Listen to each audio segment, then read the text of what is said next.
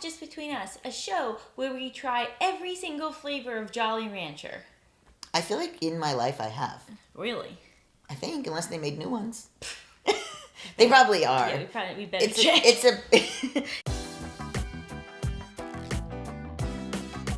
So this week I thought we would talk about our current feelings towards BuzzFeed. Sure.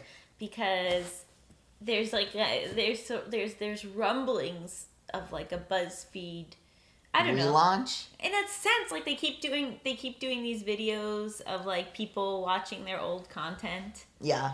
I haven't been asked to do that. No, not me either. I want to watch my old content. I thought it was because they didn't want to do the trans thing, but then Ash did it, so what do I know? Right.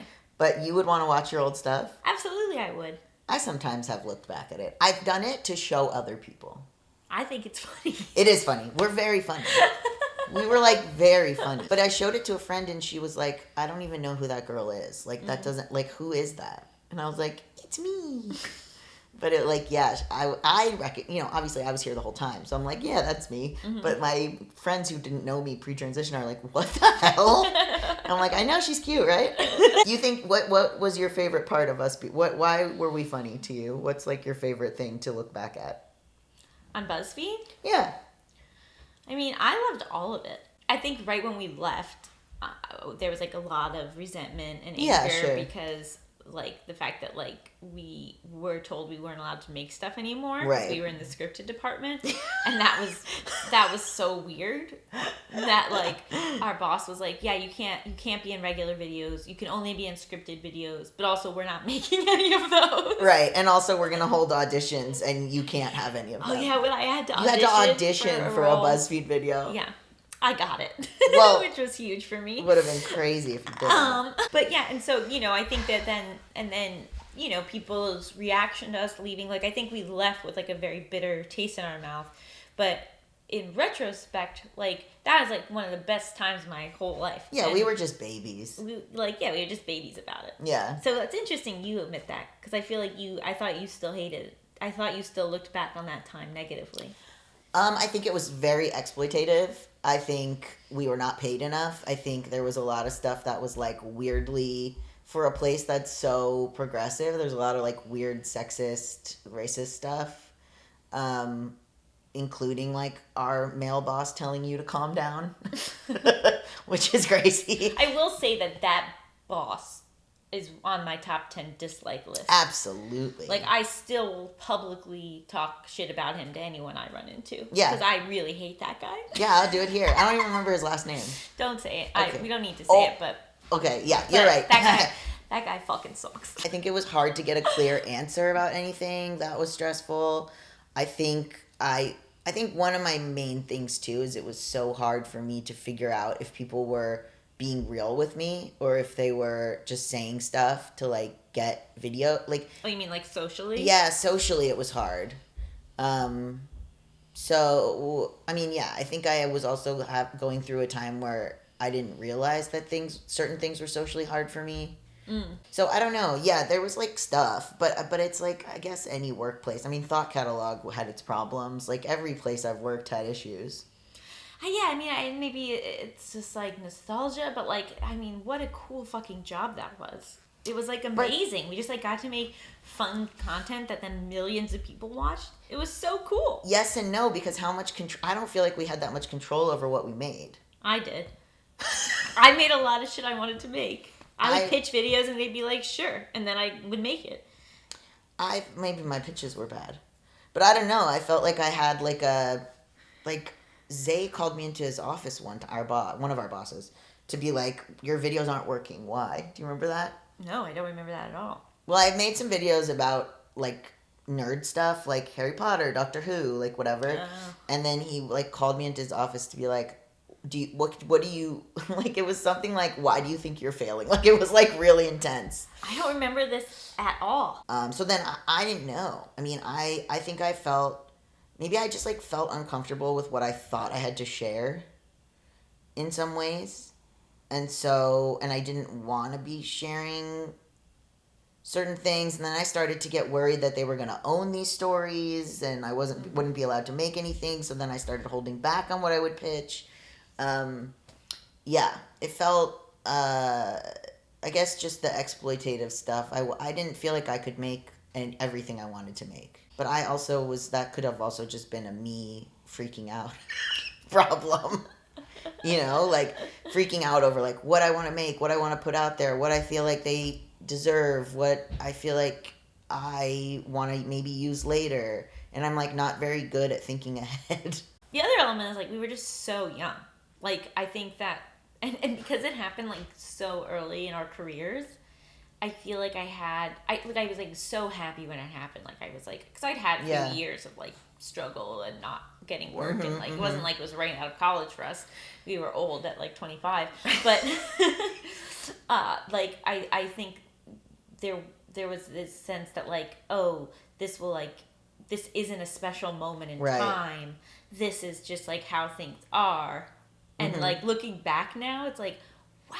Like, that was, like, such a special moment in time. Yeah. We were so lucky to have been there. The internet will never be like that again. It'll never be like that again. Yeah. And, like, that like, we got to work with, like, such creative, talented people that it, like, built us this audience that is, like, still with us a decade later. Yeah. Like, I don't know. I feel like in the first few years after leaving BuzzFeed, my mom kept being like, why are you so negative towards it? And, like, I was like, because they didn't appreciate me. Yeah. And now I'm like, yep, mom, once again, was right. But that's like, yeah, agreed. I mean, that's the ambition, and also that's, like, the beauty of hindsight. Yeah. I think about that all the time. One of my worst ex-boyfriends would always be like, why are you so stressed all the time? And now I'm his age, and I'm like, yeah, why was I so stressed all the time? and then I'll like meet people who were my age, you know, at that time, and I'm like, shh, which is exactly what he would do to me. Yeah. So it's really just aging, I feel. So I actually went and thought that I was filming a video for BuzzFeed. Oh. 6 weeks postpartum, I went and filmed this whole long video, but then they put it up on this channel that had no subscribers. What? What was they put it up on a new channel that had 0 subscribers. What was the see, this is the fucked up shit. Oh, they made you think you were filming it. They're exploitative. It's fucked up. I know. I like left my baby. I like drove to the valley. I was like, this is gonna be it for me. I'm gonna be reintroduced to everyone. And then classic. And then they literally didn't post it on the main socials. They just posted it on a brand new Instagram account, and then they posted it on a brand new YouTube channel that I believe I'm still the only video on. Okay, well that's classic, isn't it? That's classic. Tiger doesn't change its stripes, baby. No, I still please have me back. Sure, whatever. Yeah, maybe I'm just in a different place. That was fun. I was having a good time. I was making bad choices. Yeah. I feel like that period of my life was what a lot of people's like college experience was. Definitely. Where like I was like thriving socially. I was having fun. I felt like accepted and young, like, you know, like, because college and high school were like so miserable for me that like when I think back on like my youth, like my like period of like being like young and fun was like BuzzFeed. Yeah. Not when other people's normal time is. I was a few years behind. Yes, but I just remember we were both really stressed out. Like, I guess we were young and fun, but we were both stressed. I like that time, and I think we were funny and dull stuff. I don't like who I was. Oh, like, internally, I was a mess. Yeah, I don't like who I was. And then it's like, that's the me that's most shown to the world. You know what I mean? Oh, that's interesting. And, like, that's not really who I am. Anymore. If it even was. I mean, you would say all the time you're so insecure, but like you act like you have never had an insecurity once in your life. Oh. You know, like the arrogance. The arrogance and all that, which, yes, I am extremely arrogant. Of course. I am, like, it's that beauty of like being obsessed with myself and also hating myself. It's a real conundrum that scientists will never understand. They get it. Science gets it? Yeah. I think that that's a version of myself that lives forever. I'm actually sometimes glad that I transitioned. I think Ash and I have talked about this because it's like, it's very clear it's not me, you know? There's like a real clear dividing line. I have a sense of like, wow, I've only declined since then. No! Like, I know internally, like, my internal world is so much better. The way I look at the world is, like, I feel like a very different person in terms of, like, my mindset and my mental health and, like, my wisdom. Yeah. But, like, in terms of, like, how I looked and acting and, like, comedy and like, as an on-screen performer, I feel like we're out of practice. That was, like, peak. Yes. Like, I was, like, watching something and I was like, that was good. You're out of practice. And also, I just want to note that the looks of it all is youth. For you to say that's, like, the best that you know what I mean? Yeah, but, like, I think a lot of people look their best when they were 25. And I think Except for me, I'm going to get absolutely ripped. But I'm going to be one of those old men who's leather skinned, but, like, so ripped. You're going to be RFK? Yeah, I'm going to be RFK. I'm going to be so ripped. Even when I was a woman, I would see those old guys on the beach in Hollywood, Florida, where I'm from, and they would be, like, so tan and so ripped, and their hair would be white compared to their, like, tan body, and I'd be like, I'm going to be that guy. Even before I knew I was trans, I'd be like, that guy rules. I want to be like that.